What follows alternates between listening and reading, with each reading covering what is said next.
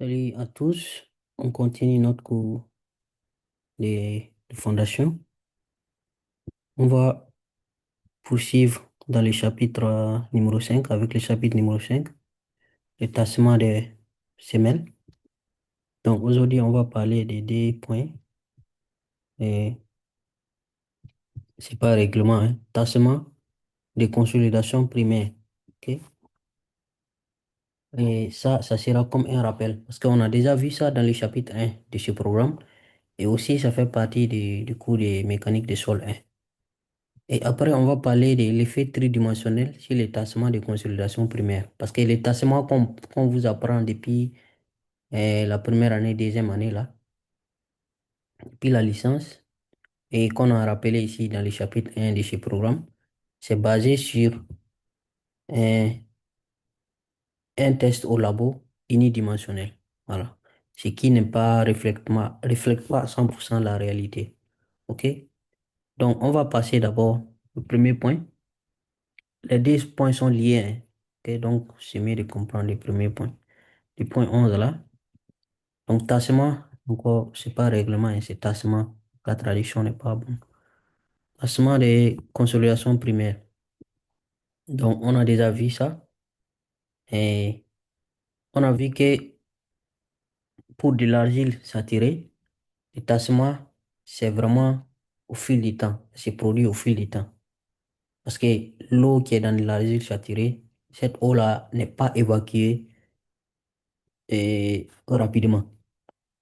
Souvent, ça prend des années avant que l'eau soit expulsée totalement. Donc, si je prends cet exemple, vous voyez par exemple une couche d'argile là. Vous avez votre fondation qui repose sur un sol, peut-être meuble, peut-être c'est du sable ici. Et vous voyez ici le niveau de l'eau qui est là. Donc, ce niveau-là montre que l'argile qui est en dessous ici est saturée. Votre argile est saturée. OK? Donc, souvent, pour que cette argile-là, que cette eau-là soit drainée complètement, ou pour que cette argile-là puisse tasser complètement, ça prend des années.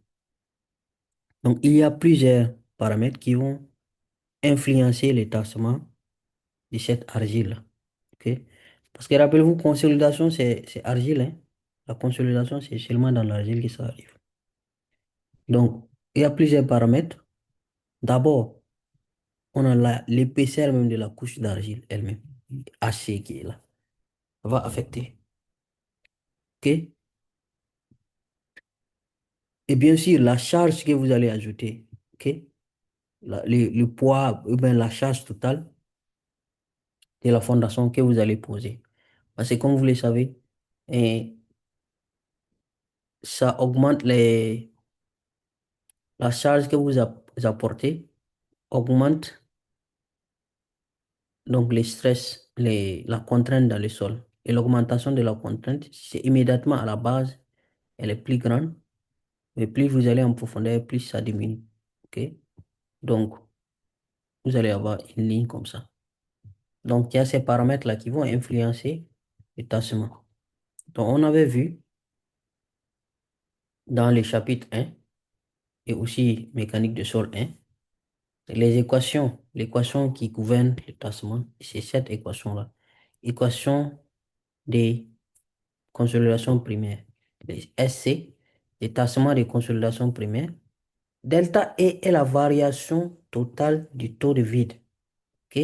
Quand il dit taux de vide ici, la traduction n'est pas bonne. L'indice de vide, OK? Causé par la charge supplémentaire que vous avez ajoutée. Donc, et E0, c'est donc euh, l'indice de vide initial. Avant donc que vous appliquez, avant d'appliquer la charge qui est là. Donc, c'est l'indice de vide initial. OK? Donc, comment maintenant avoir ce delta E là? C'est là où tout va se poser. Comment avoir ce delta E? Tous les problèmes vont tourner autour de ça, bien sûr. OK?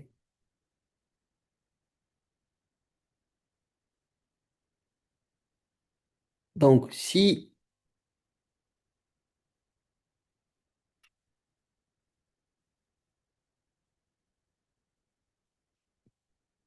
Si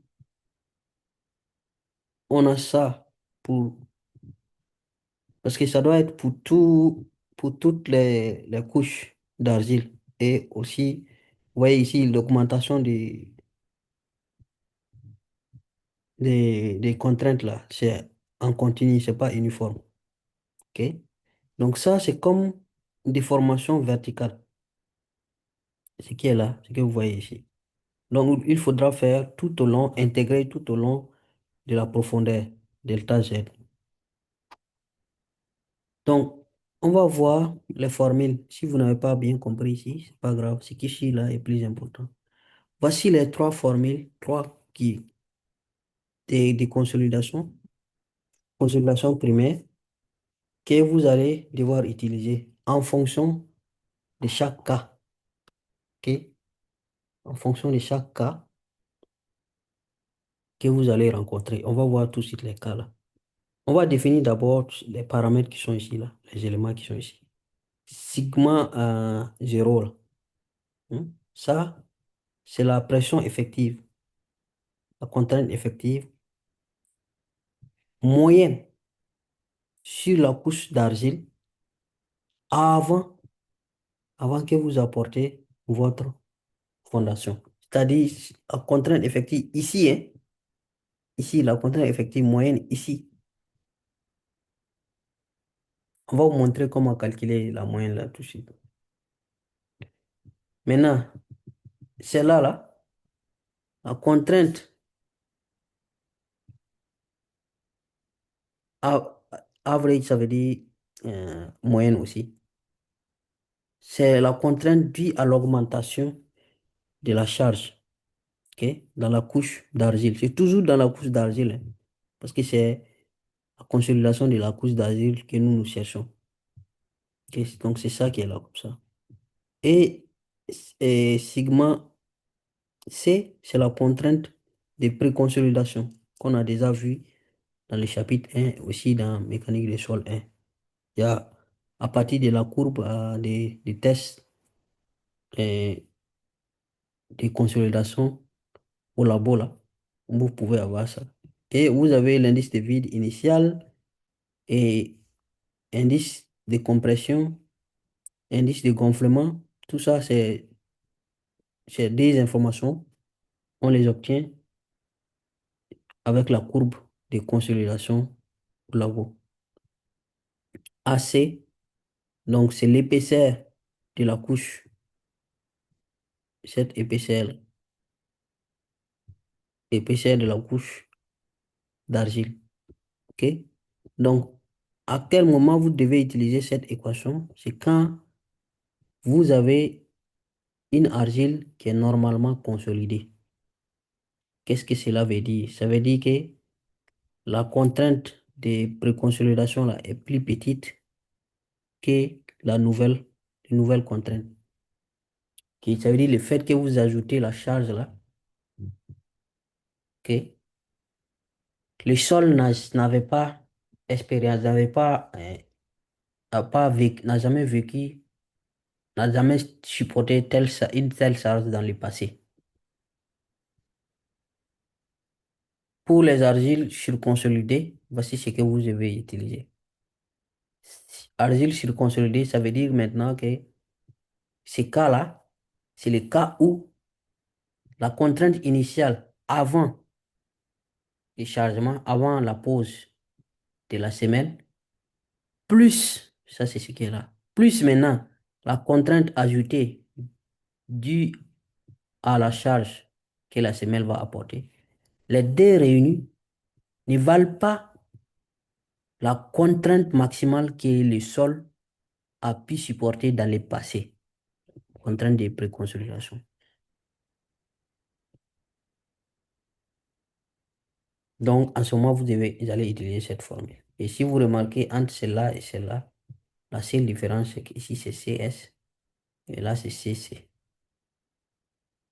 CS, CC, c'est indice de compression, indice de gonflement, CS. OK?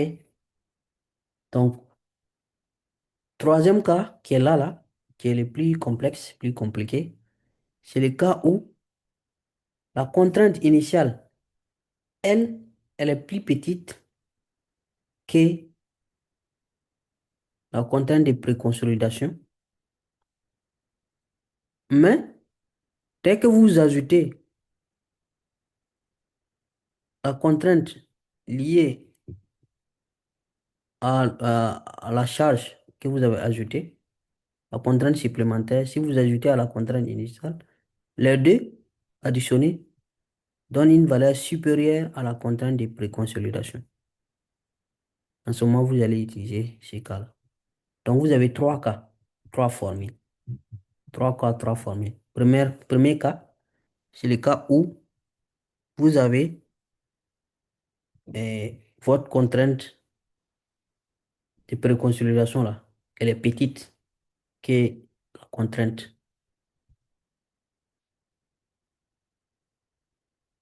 elle est plus petite. Mais là, c'est le contraire. Là, la contrainte de préconsolidation, elle est plus grande que tous les deux là ajoutés. OK? Et tout ça là est inférieur à la contrainte de préconsolidation. Donc là, c'est l'opposé.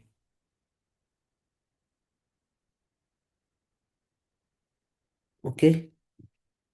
Donc voici ce qu'on a, les trois formules. Et ça, je rappelle, c'est mécanique du sol 1. Donc maintenant, il y a une question. Comment avoir chacune de cette contrainte-là, par exemple, contrainte moyenne, là, l'augmentation moyenne de la pression effective est causée par la construction de votre semelle. OK? La contrainte supplémentaire, là, causée par la construction de la semelle, là, comment obtenir cette contrainte, la contrainte moyenne? OK? Donc, c'est ça, on va voir. Ça, vous faites cette formule-là pour l'avoir. Parce que quand vous voyez la contrainte supplémentaire causée, allez-y sur le chapitre, ça doit être chapitre 4 ou de mécanique du sol ou quelque chose comme ça. Contrainte dans le sol. Boussinex, les formules de Boussinex vont vous donner plusieurs euh, solutions pour différentes formes de semelles. Semelles carrées, semelles circulaires, trapézoïdales, toute forme de charge. Vous allez pouvoir déterminer l'effet, la contrainte causée par chaque charge à n'importe quelle profondeur. C'est pour cela que vous allez pouvoir avoir cette ligne-là tracée. Ça veut dire qu'à chaque profondeur, la contrainte supplémentaire causée par la charge ici. Donc vous voyez ici, là, si vous avez votre couche d'argile ici, ce n'est pas uniforme. Au-dessus, en haut de la couche d'argile, vous allez avoir telle valeur, par exemple. OK? Parce que vous voyez, c'est comme un repère. Ça, c'est l'axe horizontal. Ça, c'est la profondeur. Cet axe-là vous donne des valeurs, des contraintes, des, du centre jusqu'à là. OK? Donc, ça veut dire qu'à chaque profondeur, par exemple, si vous êtes directement à la base de la semaine, la valeur de la contrainte supplémentaire est grande. Ça, à partir ici, c'est 0. Là, c'est grand.